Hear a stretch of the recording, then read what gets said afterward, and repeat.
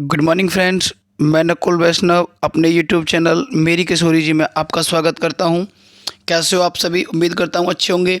देखिए, आज का टॉपिक है Haryana group D special 9th और 10th क्लास की एनसीईआरटी साइंस का निचोड़। ये पार्ट 3 है। इससे पहले हम 2 पार्ट इसके अपलोड कर चुके हैं। ये आज का 3rd पार्ट है। और जैसा कि मैंने आपको बताया कि हरियाणा ग्रुप डी के अंदर 15 नंबर की साइंस आएगी, मतलब 15 क्वेश्चन साइंस के आएंगे। तो उस सब के लिए मैंने 9th और 10th क्लास की एनसीईआरटी को सिलेक्ट किया है आप लोगों के लिए।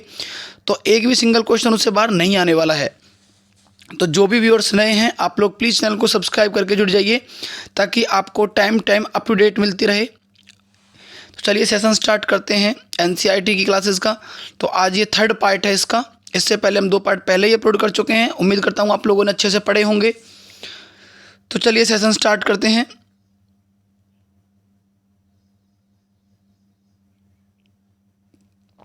देखिए, यहाँ से पहला क्वेश्चन स्टार्ट करते हैं अपना। क्वेश्चन है, रासायनिक तत्वों की आवृत्ति सारणी के बारे में निम्न कथनों पर विचार कीजिए। किसी एक आवर्त मतलब पीरियड के अनुदिश आयनन विभव धीरे धीरे कम होता है। नंबर 2, तत्वों के किसी एक वर्ग में जैसे जैसे परमाणु भार बढ़ता है, इलेक्ट्रॉन बंधुता कम होती है। 3rd पॉइंट है इसका, किसी निर्दिष्ट आवर्त पीरियड में जैसे जैसे परमाणु संख्या बढ़ती है, विद्युत ऋणात्मकता कम होती है। इनमें से कौन सा कथन सही है? देखिए, यह है पीरियड टेबल आवर्त सारणी का क्वेश्चन है। तो इसमें एक तो जो पहला पॉइंट है ये गलत है कि किसी एक आवर्त के अनुदिश आयनन विभव धीरे धीरे कम होता है। उसके बाद तत्वों के किसी एक वर्ग में जैसे जैसे परमाणु सुधार बढ़ता है तो इलेक्ट्रॉन बंधुता कम होती है। ये इसका बी पॉइंट, 2nd पॉइंट ठीक है। और उसके बाद 3rd, किसी निर्दिष्ट आवर्त में जैसे जैसे परमाणु संख्या बढ़ती है, विद्युत ऋणात्मकता कम होती है। ये पॉइंट भी इसका गलत है। तो इसका आंसर हो जाएगा बी ऑप्शन। और बी ऑप्शन है इसका केवल 2 सही है। उसके बाद अगला क्वेश्चन देखिए। नेक्स्ट क्वेश्चन है, अगला क्वेश्चन दे रखा है, रासायनिक तत्वों की आवर्त सारणी में इलेक्ट्रॉनिक बंधुता किसी एक वर्ग में सदैव ऊपर से नीचे की ओर बढ़ती है। उसके बाद कारण बी इसका, किसी एक वर्ग में परमाणुवीय त्रिज्याएं सामान्यतः रूप से नीचे की ओर बढ़ती हैं। तो देखिए इसका आंसर क्या है? ए और आर दोनों सही हैं? नहीं, ये बिल्कुल गलत है। तो इसका देखिए जो आंसर है डी ऑप्शन इसका ठीक है। ए गलत है परंतु आर इसका सही है। देखिए, रासायनिक तत्वों की आवर्त सारणी में इलेक्ट्रॉनिक बंधुता किसी एक वर्ग में सदैव ऊपर से नीचे की ओर बढ़ती है, ये इसका पॉइंट गलत है। दूसरा ये है कि किसी एक वर्ग में परमाणु त्रिज्याएं सामान्यतः ऊपर से नीचे की ओर बढ़ती हैं। तो इसका बी, ये एक जो आर है ये बिल्कुल करेक्ट दे रखा है। उसके बाद अगला क्वेश्चन देखिए। क्वेश्चन 3rd, सोडियम वाष्प लैंप प्राय सड़क प्रकाश के लिए प्रयुक्त होते हैं, क्यों? क्योंकि इनका प्रकाश एक वर्णी है और पानी की बूंदों से गुजरने पर विभक्त नहीं होता है। तो इसका आंसर बी बिल्कुल करेक्ट है। उसके बाद देखिए, निम्नलिखित धातु युग्मों में से क्रमशः सबसे हल्की धातु और सबसे भारी धातु कौन सी है? तो बताइए सबसे हल्की और भारी धातु। देखिए, लिथियम है जो, ये सबसे हल्की धातु है और ओस्मियम सबसे भारी धातु है। तो उसका बी आंसर बिल्कुल करेक्ट हो जाएगा। उसके बाद देखिए, निम्नलिखित में से कौन सी इलेक्ट्रॉनिक संरूप धातु तत्वों के लिए होती है? तो कौन सी होती है? तो यही होती है 2-8-8-2। इसका डी आंसर करेक्ट है क्वेश्चन नंबर 5 का। उसके बाद अगला देखिए क्वेश्चन नंबर 6, प्रदीप्ति नली में सर्वाधिक सामान्यतः प्रयुक्त होने वाली वस्तु है। तो क्या है? पारे का वाष्प तथा आर्गन। इसका आंसर हो जाएगा सी।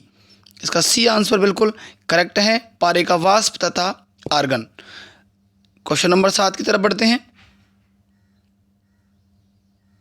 देखिएगा, आप यहां से स्क्रीनशॉट वगैरह ले लीजिए या फिर इनको लिखते रहिए ताकि आपको प्रॉब्लम ना आए, क्योंकि हम एनसीईआरटी का कलेक्शन आपको करवा रहे हैं। और जैसा कि आपको देखो हर क्वेश्चन के नीचे लिखा भी दिख जाएगा कि ये किसी न किसी एग्जाम में पूछे गए क्वेश्चन हैं, तो प्रॉब्लम नहीं आएगी लिखने से। देखिए अगला क्वेश्चन है, मोती मुख्य रूप से बना होता है। तो जो मोती होता है वो मुख्य रूप से किसका बना होता है? कैल्शियम कार्बोनेट का। Answer C. अगला क्वेश्चन देखिए, निम्नांकित में कठोरतम धातु है। इसमें कठोरतम धातु बतानी है और आपको पता होगा कि सबसे कठोर धातु कौन सी होती है। तो सबसे कठोर धातु होती है प्लेटिनम। उसके बाद देखिए इसका सी ऑप्शन ठीक है। निम्नलिखित में से सबसे भारी धातु कौन सी है? ये कुछ ऑप्शन दे रखे हैं और इसमें सबसे भारी धातु का नाम बताना है। तो सबसे भारी धातु कौन सी हो जाएगी इसकी? Uranium, option B. उसके बाद देखिए, निम्नलिखित में से कौन सा एक पदार्थ बहुत कठोर और बहुत तन्य है?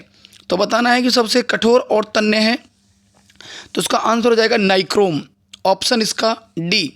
उसके बाद देखिए अगला क्वेश्चन, लगभग कितने प्रकार के रासायनिक तत्व पृथ्वी पर पाए जाते हैं? तो इसका आंसर देखिए, थोड़ा ऊपर कर लेते हैं, लगभग कितने प्रकार के रासायनिक तत्व पृथ्वी पर पाए जाते हैं? तो कितने प्रकार के पाए जाते हैं? 100 प्रकार के रासायनिक तत्व पाए जाते हैं। उसके बाद देखिए, ऑक्सीजन के बाद सबसे अधिक उपलब्ध कौन सा मूल तत्व है?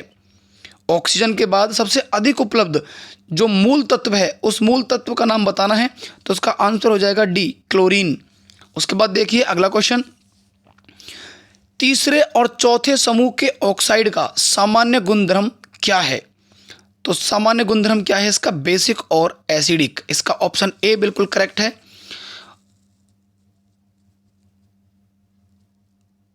एक सेकंड, ये क्वेश्चन नंबर 12, सॉरी ये क्वेश्चन नंबर 12 का डी ऑप्शन गलत है। इसका आंसर ए ठीक है, सिलिकॉन। 12 का क्वेश्चन ए ऑप्शन आप क्लिक करेंगे, इसका हो जाएगा सिलिकॉन। 12 का ए है और 13वें का भी ए है। उसके बाद अगला क्वेश्चन देखिए, भूप्रपटी पर द्रव्यमान प्रतिशत के रूप में निम्नलिखित में से कौन सा एक सर्वाधिक मात्रा में पाया जाता है? तो कौन सा पाया जाता है? इसका आंसर हो जाएगा बी, ऑक्सीजन। उसके बाद अगला क्वेश्चन देखिए, अगला क्वेश्चन है क्वेश्चन नंबर 15। क्वेश्चन 15 में क्या है, आजकल सड़क की रोशनी में पीले लैंप बहुत ही आत्म प्रयुक्त होते हैं। इन लैंपों में निम्नलिखित में से किसका प्रयोग होता है? तो किसका होता है? सोडियम का। उसके बाद अगला क्वेश्चन देखिए, इसका ए ऑप्शन करेक्ट है। सर्वाधिक कठोर तत्व निम्न में से कौन सा है? तो तत्व का सबसे कठोर बताइए कौन सा है? तो इसका आंसर हो जाएगा, ऐसे ये तत्व नहीं है, ये एक पदार्थ है, ए, हीरा। उसके बाद अगला क्वेश्चन देखिए, सबसे भारी प्राकृतिक तत्व कौन सा है? तो सबसे भारी प्राकृतिक तत्व बताना है, तो वो है यूरेनियम, ऑप्शन ए। उसके बाद देखिए, निम्नलिखित में से कौन सा मूल तत्व है? एक मूल तत्व बताना है कि कौन सा है, तो इसका आंसर हो जाएगा बी, हीरा। उसके बाद देखिए अगला क्वेश्चन नंबर 19। क्वेश्चन नंबर 19 है, शुद्ध सोना कितने कैरेट का होता है? तो कितने कैरेट का होता है? 24 कैरेट का, ऑप्शन बी। उसके बाद देखिए, कथन ए, सोडियम धातु का संचयन क्रोसिन में होता है। एक तो इसका ये है। 20वें का अगला पॉइंट पढ़ते हैं, क्या है,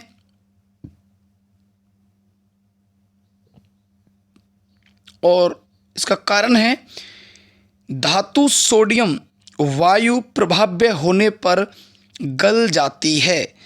तो बताइए इसका आंसर क्या रहेगा? देखिए इसका आंसर है सी। क्या है? ए सही है परंतु आर गलत है। उसके बाद अगला क्वेश्चन देखिए, मोती के मुख्य अवयव हैं। मोती के मुख्य अवयव क्या हैं? तो मोती के मुख्य अवयव हो जाएंगे ऑप्शन बी, एरागोनाइट और कंचुलिन। उसके बाद देखिए अगला क्वेश्चन,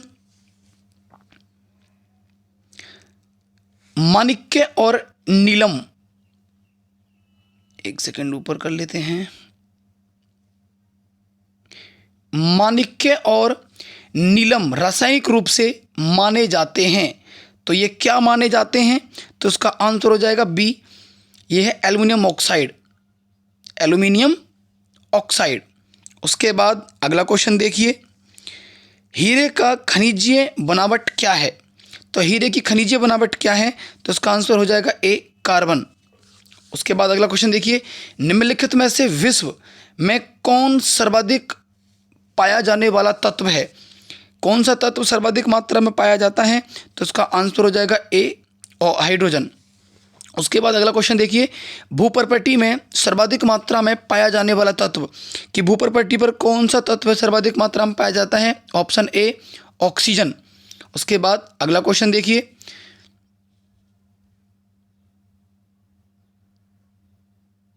अगला क्वेश्चन है, निम्न में से किस धातु को प्राप्त करने हेतु बॉक्साइट अयस्क है? अच्छा बताइए, ये बॉक्साइट किसका अयस्क है? तो इसका आंसर हो जाएगा एल्यूमिनियम, ऑप्शन सी। उसके बाद अभ्रक है, अब बताइए अभ्रक क्या है? तो अभ्रक है ऊष्मा तथा विद्युत दोनों का कुचालक, 27 का बी। उसके बाद अगला क्वेश्चन देखिए, सूची 1, प्राकृतिक रूप से घटित होने वाले पदार्थ और को सूची 2 तत्व से सुमेलित कीजिए। तो बताइए,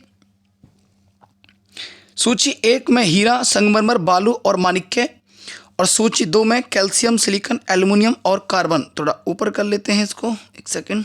हाँ बताइए अब, तो कौन सा आंसर इसका बिल्कुल करेक्ट रहेगा? देखिए, हीरा किससे प्राप्त होता है? कार्बन से, तो ए का 4 से। उसके बाद 4 कहाँ पर है? ए, सिर्फ इसके डी ऑप्शन में, तो इसका डी ऑप्शन बिल्कुल करेक्ट है। तो बाकी भी सारे सुमेलित हो जाएंगे। B1 यहाँ पर ये, उसके बाद इसका थर्ड C2, तो यहाँ C से सिलिकॉन को इससे मिला दीजिए, और रह जाएगा ये माणिक्य, और माणिक्य हो जाएगा एल्यूमिनियम। अगला देखिए नेक्स्ट क्वेश्चन, तो इसका डी आंसर बिल्कुल करेक्ट है। क्वेश्चन नंबर 29, एक सूची का क्वेश्चन है, पढ़ते हैं इसे। सूची 1 को सूची 2 से सुमेलित कीजिए तथा सूचियों के नीचे दिए गए कूट का प्रयोग करके सही उत्तर को चूज करिए। तो बताइए इसका आंसर क्या हो जाएगा? तो आंसर है ऊष्मा तथा विद्युत का सर्वोत्तम चालक, ये बताना है। उसके बाद सबसे अधिक मात्रा में पाई जाने वाली धातु, ये बतानी है। उसके बाद सबसे अधिक लचीली तथा पीटकर बढ़ाए जाने वाली धातु कौन सी है, और ऊष्मा का न्यूनतम चालक कौन सा है। देखिए, ऊष्मा तथा विद्युत का सर्वोत्तम चालक क्या है? तो चांदी हो जाएगी, तो इसका हो जाएगा ए से 4 को डिनोट कीजिए। उसके बाद सबसे अधिक मात्रा में पाए जाने वाली धातु, ये बिल्कुल स्पष्ट है, तो वो क्या हो जाएगी? तो देखिए, इसमें एक में ही दे रखा है A4, तो A4 दे रखा है इसमें, और सबसे धातु B3, उसके बाद में C1, तो इसका आंसर डी बिल्कुल करेक्ट हो जाएगा, आंसर डी। उसके बाद नेक्स्ट क्वेश्चन देखिए, अगला क्वेश्चन है, ये भी सेम क्वेश्चन ऐसे ही है, पढ़ लीजिए। औद्योगिक क्रम को सूची 1 को सूची 2 किस उद्योग से संबंधित है के साथ सुमेलित कीजिए तथा सूचियों के नीचे दिए गए कूट का प्रयोग कीजिए। भंजन, रबर, प्रगलन, पेट्रोलियम, हाइड्रोजनीकरण, ताम्र और वल्कनीकरण वसा। देखिए, वल्कनीकरण से क्या प्राप्त होता है? रबड़ प्राप्त होती है, तो D1, तो D1 कहाँ पर है? ये 2 ऑप्शन में दे रखा है, B और D। तो आगे पढ़िए थोड़ा सा इसे। उसके बाद में हाइड्रोजनीकरण से क्या प्राप्त होता है? खाद्य वसा, तो B4, तो B4 कहाँ पर है?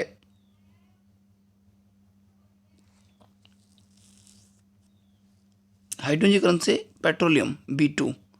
हाँ, तो इसका आंसर हो जाएगा, और प्रगलन से ये हो गया ताम्र। तो इसका आंसर है क्वेश्चन 30 का बी ऑप्शन बिल्कुल करेक्ट है। ये हो जाएगा इसका ऑप्शन बी। तो बी से मिलान कर लीजिए आप इसको, इसका बी बिल्कुल करेक्ट आंसर है। उसके बाद अगला क्वेश्चन देखिए, निम्नलिखित में से क्या जल से हल्का होता है? तो जल से हल्का निम्न में से क्या होता है? सोडियम। ऑप्शन बी बिल्कुल करेक्ट है। उसके बाद अगला क्वेश्चन देखिए, नेक्स्ट क्वेश्चन, निम्न में से कौन सा एक कथन सही है? न्यूक्लियर रिएक्टर में द्रव्य सोडियम शीतल के लिए प्रयोग किए जाते हैं। उसके बाद कैल्शियम कार्बोनेट के दंत पेस्ट का एक अवयव होता है। बिल्कुल इसका बी ऑप्शन बिल्कुल ठीक है। उसके बाद अगला क्वेश्चन देखिए, कथन ए, जस्तेदार लोहे में जल्दी जंग नहीं लगता, यह शब्द में उपचयन होता है। देखिए इसका जो ये ए और आर दोनों सही हैं। उसके बाद में ये शब्द में उपचयन होता है, हाँ बिल्कुल ठीक है। देखिए इसका ये कथन ए भी ठीक है और कथन इसका बी भी ठीक है, तो इसका आंसर ये ए हो जाएगा। उसके बाद अगला क्वेश्चन देखिए, 33 के बाद नेक्स्ट क्वेश्चन,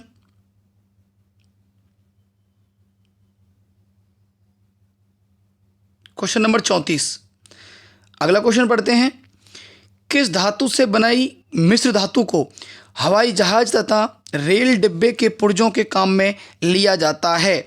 तो बताइए इसका आंसर क्या हो जाएगा? तो इसका हो जाएगा एल्यूमिनियम, सी।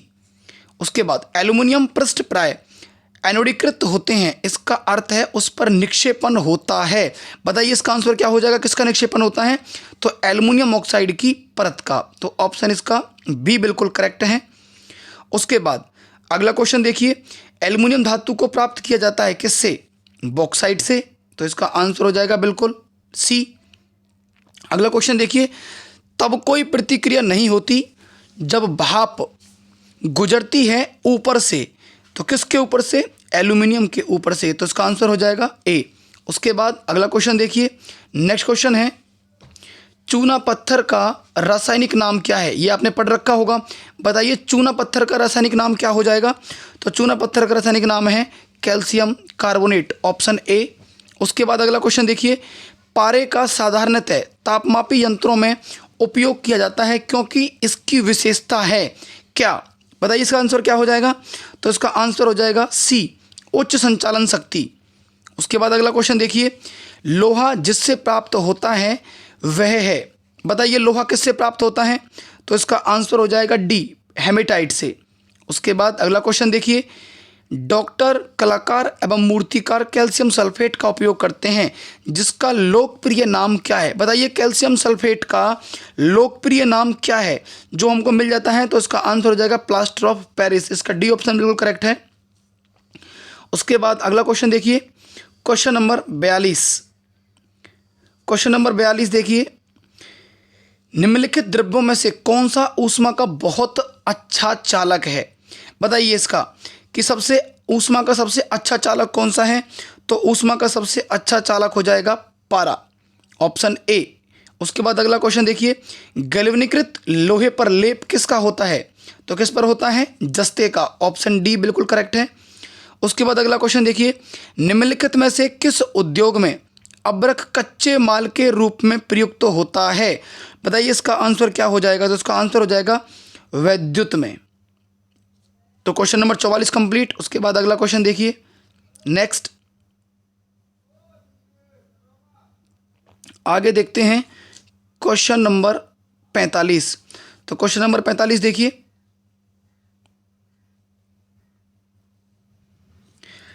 क्वेश्चन है, निम्न धातुओं में से कौन सामान्य ताप पर द्रव्य अवस्था में है? तो द्रव्य अवस्था में क्या है? ऑप्शन बी, पारा। उसके बाद अगला क्वेश्चन देखिए, अति मुलायम खनिज टॉक सॉपस्टोन मुख्यतः क्या है? तो बताइए इसका आंसर क्या हो जाएगा? तो इसका आंसर हो जाएगा मैग्नीशियम सिलिकेट, ऑप्शन डी। उसके बाद अगला क्वेश्चन देखिए, जस्तेदार लोहे की चादरें जंग से बची रहती हैं क्योंकि इनमें निम्नलिखित की परत विद्यमान होती है। तो किसकी परत होती है? जस्ते की, ऑप्शन सी। अगला क्वेश्चन देखिए, नीचे दिए गए पदार्थों का उनके घनत्व के अवरोही क्रमानुसार सही अनुक्रम क्या है? घनत्व के अवरोही क्रम में बताइए। तो बताइए इसका आंसर क्या हो जाएगा? तो इसका आंसर हो जाएगा सोना, पारा और इस्पात। इसका बी आंसर बिल्कुल करेक्ट है। पहले सोना आएगा, फिर उसके बाद पारा और फिर उसके बाद में इस्पात। ये अवरोही क्रम में है। उसके बाद अगला क्वेश्चन देखिए, अगला क्वेश्चन है next question number 49।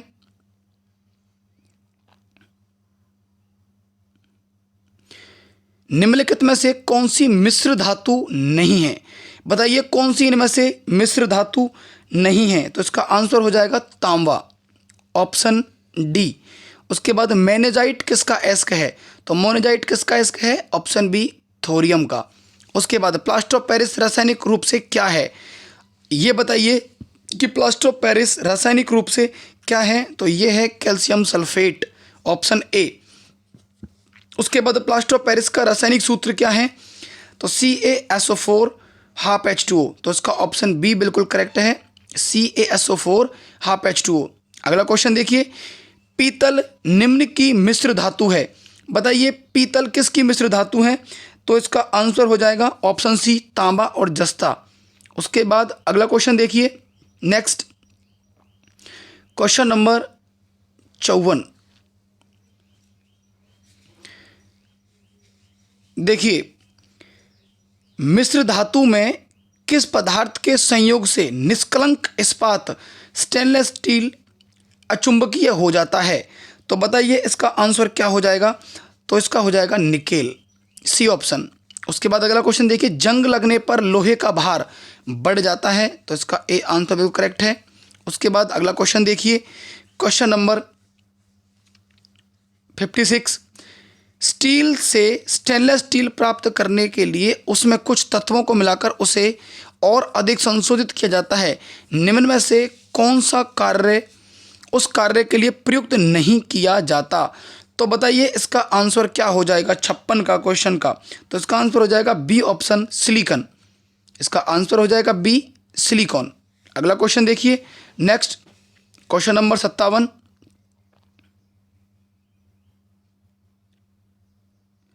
Question number 57 है, निम्नलिखित में से कौन धातु पीतल, कांस्य तथा जर्मन सिल्वर इन सभी के उभय घटक के रूप में विद्यमान है? तो इसका आंसर हो जाएगा बी, तांबा। उसके बाद देखिए अगला क्वेश्चन, स्टेनलेस स्टील बनाने के लिए लोहे में क्या मिलाया जाता है? तो स्टेनलेस स्टील बनाने में क्या मिलाया जाता है? क्रोमियम और निकिल, ऑप्शन डी इसका बिल्कुल करेक्ट है। उसके बाद स्टेनलेस स्टील मिश्र धातु है। तो जो स्टेनलेस स्टील है वो किसकी मिश्र धातु है? तो ये है ऑप्शन सी इसका, लोहा, क्रोमियम, निकल एवं कार्बन। उसके बाद अगला क्वेश्चन देखिए, धब्बा रहित लोहा बनाने में लोहे के साथ प्रयुक्त होने वाली महत्वपूर्ण धातु कौन सी है? तो इसका आंसर हो जाएगा क्रोमियम, बी। उसके बाद अगला क्वेश्चन देखिए, क्वेश्चन नंबर 61। निम्नलिखित कथनों पर विचार कीजिए और अंत में दिए गए कूट में से सही उत्तर का चयन कीजिए। तो इसका सही उत्तर बताना है। कथन ए, साधारणतः यह देखा गया है कि लोहे की वस्तुएं जब वायुमंडल में अनाश्रित होती हैं तब भूरे पाउडर की परत से आच्छादित हो जाती हैं, जिसको जंग कहते हैं। उसके बाद ये बिल्कुल सही बात है। कारण बी, जंग अर्थात भूरा पाउडरी पदार्थ टेनिम के जमा होने से बनता है। ये इसका बिल्कुल गलत है, तो इसका आंसर हो जाएगा सी। उसके बाद अगला क्वेश्चन देखिए, क्वेश्चन नंबर 62। क्वेश्चन नंबर 62 में क्या है? सूची 1 को सूची 2 से सुमेलित कीजिए और सूचियों के नीचे दिए कूट का प्रयोग करके सही उत्तर का चयन कीजिए। German silver, solder, bleaching powder और हाइपो। तो इसका देखिए ऑप्शन हो जाएगा A2। तो A2 इसमें बी में भी दे रखा है और डी में भी। उसके बाद B1, देखिए A2 B1, तो ये B1 दे रखा है ऑप्शन डी में। तो इसका आंसर डी बिल्कुल करेक्ट हो जाएगा। उसके बाद आगे देखिए, नेक्स्ट क्वेश्चन नंबर 63, निम्न मिश्र धातुओं में से किसमें तांबे की मात्रा अधिकतम है? तो बताइए इसमें कौन सी धातु मिश्र धातु है जिसमें तांबे की मात्रा बहुत ज़्यादा है? तो इसका आंसर हो जाएगा बी, कांसे के अंदर। उसके बाद अगला क्वेश्चन देखिए, नेक्स्ट 64। अगला क्वेश्चन है क्वेश्चन नंबर 64। निम्नलिखित में से कौन सा तत्व लोहे के साथ मिश्रित होने पर इस्पात बनता है, उच्च ताप का प्रतिरोध कर सकता है, जिसमें उच्च कठोरता एवं अपघर्षण प्रतिरोध होती है? तो बताइए इसका आंसर क्या हो जाएगा? तो इसका आंसर हो जाएगा ऑप्शन बी, क्रोमियम। उसके बाद अगला क्वेश्चन देखिए, निम्नलिखित में से कौन सा तत्व जर्मन सिल्वर में उपस्थित नहीं होता? बताइए जर्मन सिल्वर में, अभी आपने पढ़ा है ऊपरले क्वेश्चनों में कि जर्मन सिल्वर में उपस्थित नहीं होता है, तो इसका आंसर हो जाएगा एल्यूमिनियम। उसके बाद अगला क्वेश्चन देखिए, फोटोग्राफी में की प्लेट को विकसित करने में, एक सेकंड थोड़ा ऊपर कर लेते हैं, ये फोटोग्राफी प्लेट को विकसित करने में क्या होता है? सोडियम थायोसल्फेट उपचयक की भांति उपयोग होता है। ये बिल्कुल करेक्ट है, इसका ए ऑप्शन ही ठीक है। उसके बाद निम्नलिखित कथनों का परीक्षण कीजिए। पीतल, तांबा तथा जस्ते की मिश्र धातु है। उसके बाद ये गलत है। मैग्नेटाइट एल्युमिनियम का सबसे अधिक महत्वपूर्ण अयस्क है मैग्नेटाइट, ये ठीक है। तो इसका ऑप्शन 2 यहाँ तक ठीक है। उसके बाद पढ़ते हैं, ये दूसरा पॉइंट इसका ठीक है। उसके बाद हमें पढ़ना है इसमें थोड़ा आगे, पारदित नहीं, पीतल, तांबा, जस्ते की मिश्र धातु, इसका ये एक भी ठीक है। उसके बाद पारदित सम्मिश्रण में वे पदार्थ जिनमें पारा अनिवार्यतः सम्मिलित होता है, तो इसका हो जाएगा 1 और 3, 2 इसका गलत है क्योंकि एल्युमिनियम का बॉक्साइट है, मैग्नेटाइट नहीं है, तो ये इसका गलत है। तो इसका आंसर हो जाएगा बी, 1 और 3। 1 और 3, चौथा भी इसका गलत है, तो इसका आंसर बी बिल्कुल करेक्ट है। पीतल, तांबा तथा जस्ते की मिश्र धातु है और मैग्नेटाइट है वो गलत है क्योंकि एल्युमिनियम का जो बॉक्साइट होता है, जो बॉक्साइट से प्राप्त होता है, जो अयस्क है। उसके बाद अगला क्वेश्चन देखिए, स्टील को कठोरता प्रदान करने के लिए बढ़ाई जाती है, उसमें किसकी मात्रा बढ़ाई जाती है? तो इसका आंसर हो जाएगा 1, कार्बन की मात्रा। अगला क्वेश्चन देखिए, नेक्स्ट, टांका मिश्र धातु है, तो टांका किसकी मिश्र धातु है? किसकी? टिन तथा शीशे की, टिन तथा तांबे की, टिन तांबे तथा जस्ते की, टिन शीशा तथा जस्ते की। तो बताइए टांका जो है वो किसकी मिश्र धातु है? तो इसका ऑप्शन हो जाएगा ए, टिन तथा शीशे की। अगला क्वेश्चन देखिए, जर्मन सिल्वर में चांदी का प्रतिशत कितना होता है? तो जर्मन सिल्वर में चांदी का प्रतिशत कितना होता है? 0%, उसमें चांदी नहीं होती है। अगला क्वेश्चन देखिए, निम्नलिखित धातुओं में से कौन सी एक अमलगम नहीं बनाती है? तो कौन सी इनमें से एक अमलगम नहीं बनाती है? तो इसका आंसर हो जाएगा डी, लोहा। उसके बाद अगला क्वेश्चन देखिए, पारद धातु मिश्रण है, तो पारद किसका मिश्रण है? पारद युक्त मिश्र धातु होती है, इसका ऑप्शन सी। उसके बाद अगला क्वेश्चन देखिए,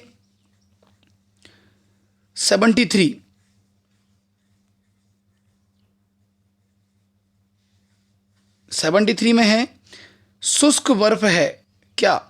ठोस कार्बन डाइऑक्साइड, तो कौन सा इसमें? इसका बी। अगला क्वेश्चन देखिए, लेड पेंसिल में होता है, लेड पेंसिल में क्या होता है? ग्रेफाइट होता है, तो इसका ऑप्शन क्या हो जाएगा? सी। टेफ्लॉन क्या है? बताइए टेफ्लॉन क्या है? तो इसका आंसर हो जाएगा, एक सेकंड, लेड पेंसिल में होता है, देखिए ग्रेफाइट नहीं, इसका होता है शीशे का ऑक्साइड।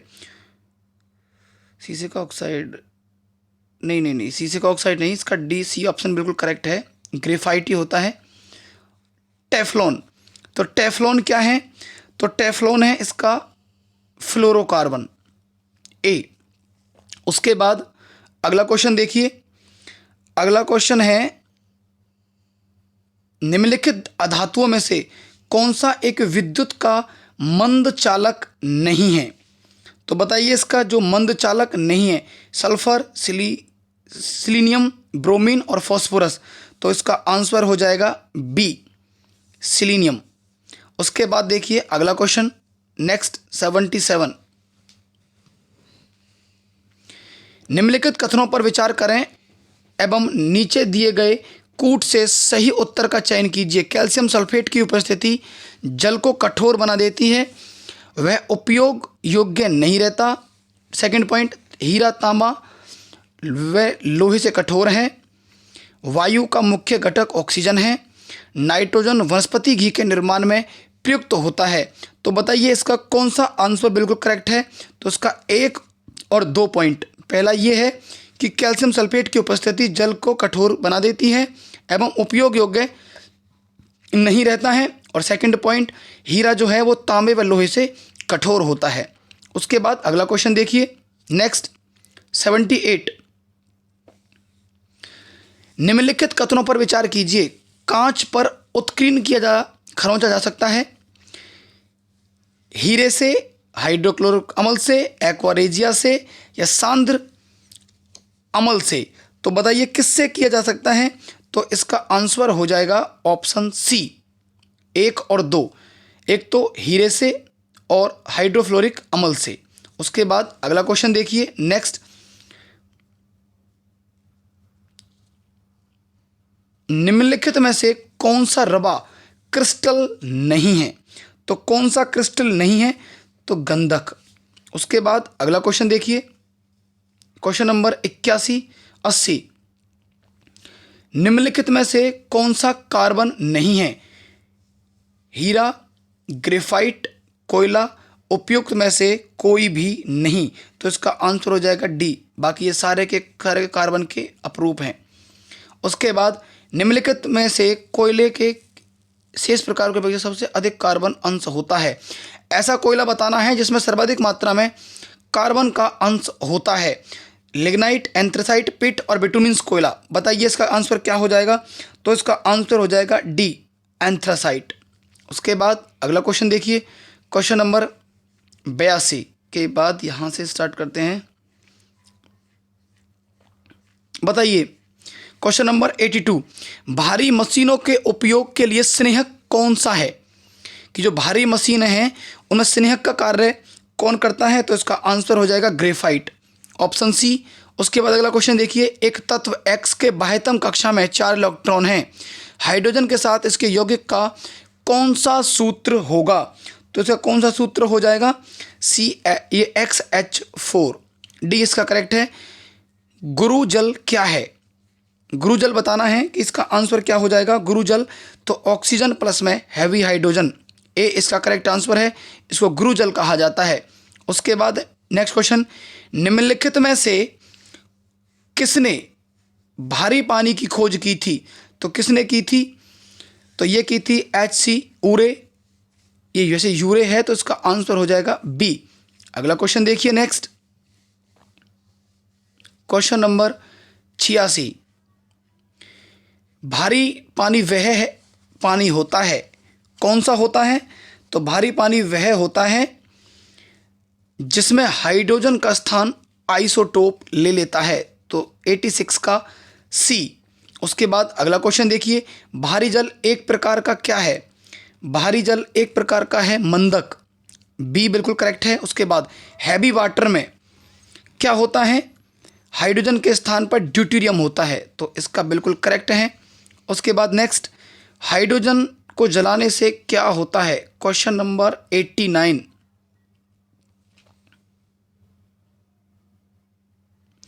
हाइड्रोजन को जलाने से क्या बनता है? तो बताइए, हाइड्रोजन से पानी बनेगा, तो इसका आंसर हो जाएगा डी। उसके बाद अगला क्वेश्चन देखिए, अशुद्ध जल से बड़ी मात्रा में पेयजल तैयार किया जाता है अशुद्ध जल से, तो किसके द्वारा? तो इसका आंसर हो जाएगा ए, निर्जलीकरण के द्वारा, निर्लवनीकरण के द्वारा, निर्लवनीकरण, ए। उसके बाद देखिए नेक्स्ट, निम्नलिखित कथनों पर विचार कीजिए। कठोर जल उपयुक्त नहीं है, तो किसके उपयुक्त नहीं है कठोर जल? तो इसका आंसर हो जाएगा, थोड़ा अच्छा, पहले पढ़ते हैं। पीने के लिए, साबुन के, कपड़े धोने के लिए, बॉयलर्स के उपयोग के लिए, फसल की सिंचाई के लिए। तो इसका आंसर है ऑप्शन डी, 1 2 3 4 सभी के लिए। तो इसका आंसर हो जाएगा डी, इन सभी के लिए। नेक्स्ट क्वेश्चन देखिए, समुद्री जल को शुद्ध जल में किस प्रकार द्वारा बदला जा सकता है? तो किस प्रकार द्वारा बदल सकता है इसको? आंसर हो जाएगा उत्क्रम प्रासरण के द्वारा। Option D. भारी जल का रासायनिक फॉर्मूला क्या है? तो भारी जल का रासायनिक फॉर्मूला क्या हो जाएगा? D2O। भारी जल का रासायनिक फॉर्मूला है D2O। उसके बाद अगला क्वेश्चन देखिए, पानी का शुद्धतम रूप क्या है? तो पानी का शुद्धतम रूप बताइए। तो इसका आंसर हो जाएगा वर्षा का जल। ऑप्शन सी बिल्कुल इसका करेक्ट आंसर है। उसके बाद देखिए नेक्स्ट 95, पानी की स्थायी कठोरता के लिए निम्न में से कौन उत्तरदायी है? तो इसका आंसर हो जाएगा कैल्शियम तथा मैग्नीशियम क्लोराइड के सल्फेट। ऑप्शन ए बिल्कुल करेक्ट है। उसके बाद निम्नलिखित में से कौन सा सही नहीं है? तो बताइए इनमें से कौन सा सही नहीं है। पहले पढ़ लीजिए, बोडो मिक्सर कॉपर सल्फेट और कैल्शियम हाइड्रोक्साइड का जल में मिश्रण है और इससे फफूंदीनाशी के उपयोग में लाया जाता है। ये भी गलत है। बैरिक, ये सही है इसका, ये बिल्कुल। बैरिक बोरिक अम्ल औषधिक उपयोग तथा खाद्य परीक्षक के रूप में प्रयुक्त होता है। ये भी ठीक है। शुष्क बर्फ ठोस कार्बन डाइऑक्साइड होता है। ये भी ठीक है। हंसाने वाली गैस नाइट्रिक ऑक्साइड है। ये गलत है क्योंकि इसको नाइट्रस ऑक्साइड बोला जाता है। तो इसका डी आंसर बिल्कुल करेक्ट है। उसके बाद अगला क्वेश्चन देखिए, अगला क्वेश्चन यही है,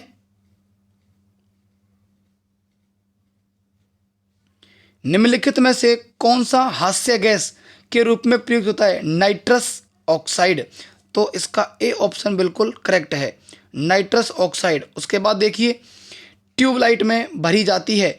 तो ट्यूबलाइट में क्या भरी जाती है बताइए? ट्यूबलाइट में सोडियम वाष्प, कम दाब और आर्गन गैस, कम दाब और सिल्वर की वाष्प, mercuric ऑक्साइड व आर्गन गैस। तो इसका आंसर हो जाएगा ऑप्शन बी, कम दाब और आर्गन गैस। उसके बाद देखिए अगला क्वेश्चन, हैलोजनों में सबसे अधिक अभिक्रियाशील है। कौन सा हैलोजन सबसे अधिक है? तो इसका आंसर हो जाएगा ए, फ्लोरीन। उसके बाद अगला क्वेश्चन देखिए, गहरे समुद्र में गोताखोर निम्न में से किस एक के गैस के मिश्रण का उपयोग करते हैं? तो किसका करते हैं? ऑक्सीजन और हीलियम के गैस का। तो इसका आंसर बिल्कुल ए करेक्ट हो जाएगा, हीलियम और ऑक्सीजन। तो कैसा रहा दोस्तों? आप लोग प्लीज़ कमेंट करके बताइए। अभी इसके 100 क्वेश्चन हुए हैं। अभी इस टॉपिक के 100 से प्लस क्वेश्चन और रह जाते हैं। तो चैनल को सब्सक्राइब कर दीजिए ताकि आपको साइंस की सारी क्लासेस मिल जाएं। Thank you.